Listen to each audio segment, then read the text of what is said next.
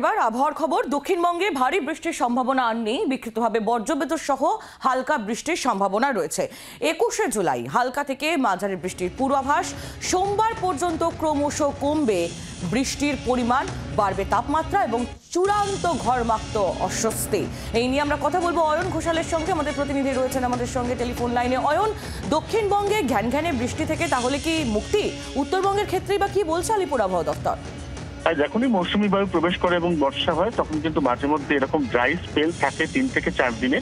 সেই ড্রাই স্পেলটা শুরু হয়ে গেছে দক্ষিণবঙ্গে গতকাল থেকে। 16 দিন বাদে গতকাল কলকাতায় এমন একটা দিন ছিল, সেই দিনটা বৃহস্পতিবার। কলকাতায় সারাদিন এক ফোঁটাও বৃষ্টি হয়নি।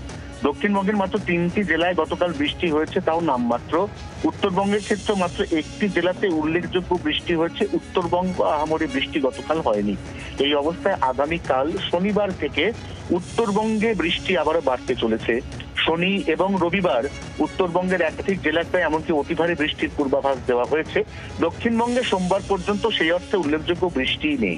দক্ষিণবঙ্গে খুব সম্ভবত আগামী বুধবার থেকে আবারও উল্লেখযোগ্য বৃষ্টিপাতের পরিমাণ বৃদ্ধি পাবে, এমনটাই আলিপুর আবহাওয়া দপ্তরের পূর্বাভাস। আহেলি, অয়ন, ধন্যবাদ তোমায়। অয়ন ঘোষাল আমাদের প্রতিনিধি ছিলেন আমাদের সঙ্গে টেলিফোন লাইনে। বাংলার আওয়াজ, বাঙালির আবেগ, জি 24 ঘন্টা।